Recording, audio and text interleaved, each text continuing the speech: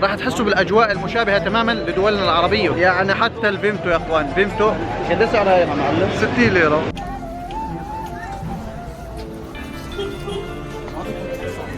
السلام عليكم ورحمة الله وبركاته، يسعد لي أوقاتكم حبايبي. في البداية كل عام وأنتم والأحبة والأهل بكل خير، ينعاد علينا وعليكم الشهر المبارك بالصحة والعافية، والله يتقبل منا ومنكم كامل الطاعات. طبعا اليوم بهذا الفيديو إن شاء الله راح نغطي لكم الأجواء الرمضانية أو التحضير للأجواء الرمضانية في اسطنبول، واللي بتتميز تحديدا في منطقة الفاتح في محيط جامع محمد الفاتح، بالإضافة كمان لمنطقة السلطان أحمد. لهيك لو أول مرة بتشوفنا لا تنسى الاشتراك بالقناة وتعمل لايك للفيديو وتنشر الفيديو في كل مكان. خلونا نبدأ.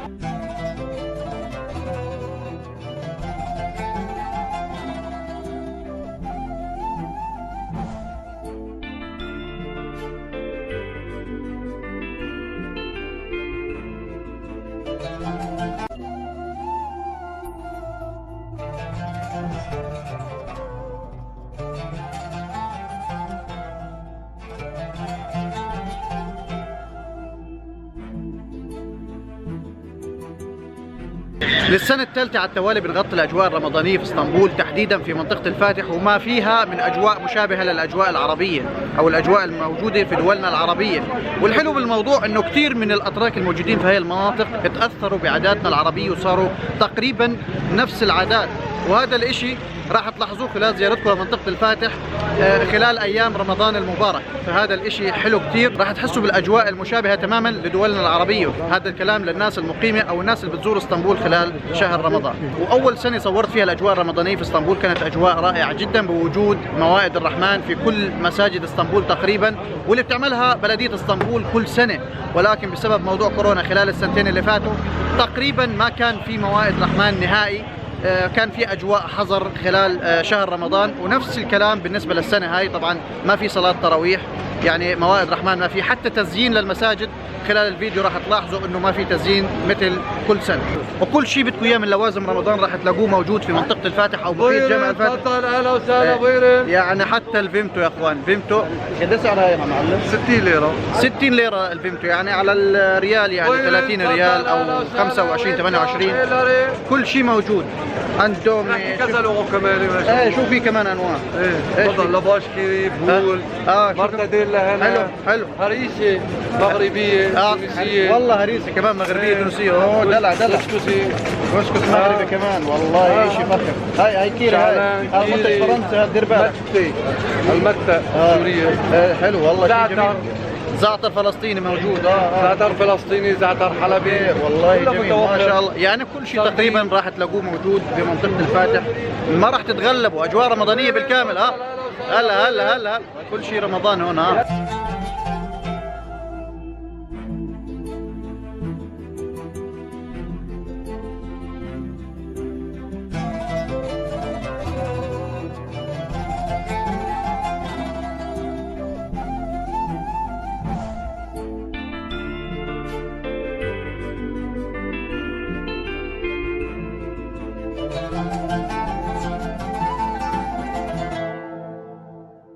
اغلب المحلات اللي بتبيع الشغلات العربيه موجوده في هون في محيط جامع الفاتح محلات تركيه. طبعا في محلات عربيه بتبيع برضه، ولكن غريب انه المحلات التركيه موجود فيها المنتجات العربيه، وهذا الاشي حلو كثير.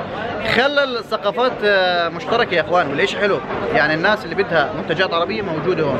اللي بدي احكيه انه بهذا المكان موجود عدد كبير من الجاليات العربيه، مش بس السوريه، بالعكس موجود كمان من السودان، موجود من المغرب، موجود فلسطين، ليبيا كمان، كل الدول موجوده ما شاء الله. فهذا الاشي حلو كثير، اجواء مشتركه بهذا المكان. وهسه راح اوريكم بعض اللقطات اللي صورناها خلال سنتين فاتوا، رمضان السنه اللي فاتت واللي قبلها، واحكوا لي رايكم بالفرق بين رمضان هذا ورمضان اللي قبل.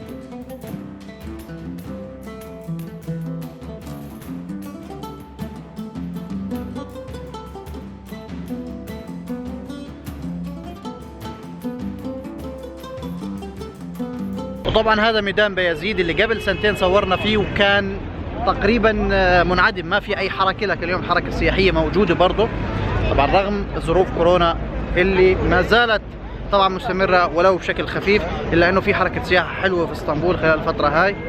يعني الاجواء برضه في المكان هون ما في اجواء رمضانيه، لكن نروح للسلطان احمد اللي هو معقل اجواء رمضان في اسطنبول على مر التاريخ. خلينا نقول الساحه اللي انا فيها هاي كانت اكبر شاهد على الموائد الرمضانيه اللي بتصير في جامع السلطان احمد او منطقه السلطان احمد بشكل كامل. كانت موائد بيجي فيها يا اخوان الاف من الناس، سواء كان اتراك، جاليات عربيه، اجانب، كل الناس بتيجي بتفطر هون مجانا على حساب بلديه اسطنبول.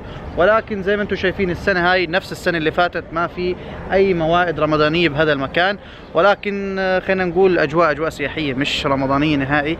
المكان الوحيد اللي فيه اجواء رمضانيه اللي صورناه بالاول واللي هو محيط جامع السلطان محمد الفاتح اللي فيه الاجواء العربيه الشغلات هاي كلها، لكن هون ما في اجواء نهائي. فعلا الاجواء في السلطان احمد مش رمضانيه خالص، بالعكس كل الموجودين هون سياح. كل سنة من السنوات اللي فاتت كانوا بيعملوا جلسات خاصة، عروض معينة، بالإضافة كمان ل زي ما حكيت موائد رحمن.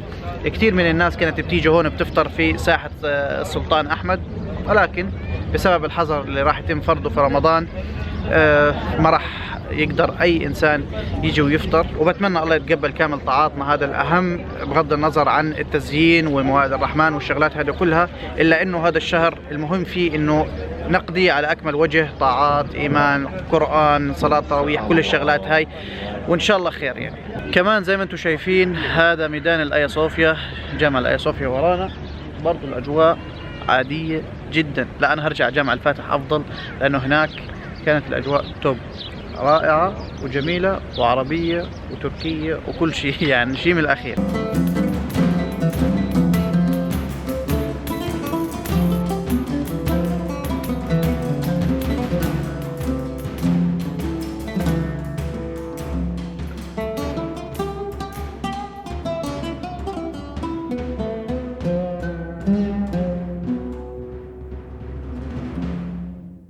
زي هذا الوقت بكره ان شاء الله بيكون موعد افطار، يعني كل الناس كلها بتفطر. مبارك، رمضان مبارك، الله يحييك، على راسي حبيبي، الله يسعدك.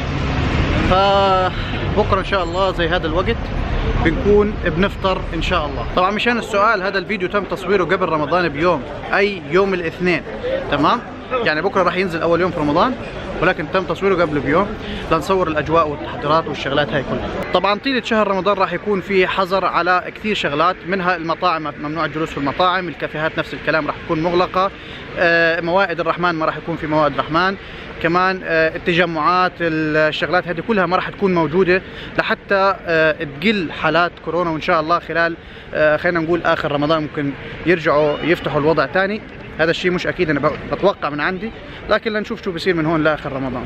وهي كانت اجواء تحضيرات لاستقبال الشهر الكريم. طبعا كثير من الشغلات اللي حاولت قدر الامكان انا اوصلها لكم، ولكن بدي احكيها هسه انه ان شاء الله خلال شهر رمضان بشكل يوم بعد يوم خلينا نقول، او كل يومين راح يكون عندنا بث مباشر لمنطقه معينه، بث مباشر ساعه الافطار، يعني ساعه اذان المغرب راح يكون عندنا مثلا منطقه السليمانيه، مثلا منطقه السلطان احمد، مثلا جامع السلطان ايوب. الشغلات هذه كلها راح نعمل فيها بث مباشر على اليوتيوب كل يومين ان شاء الله. وبهيك بكون وصلت لنهايه الفيديو. بتمنى يكون الفيديو عجبكم. حاولت قدر الامكان ان انا اغطي لكم الاجواء اللي موجوده حاليا في اسطنبول، على الاقل خلينا نقول منطقه الفاتح، وهي كانت الاجواء. بتمنى الفيديو يكون عجبكم.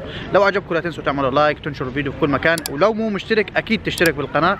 نشوفكم الاسبوع الجاي فيديو جديد. سلام.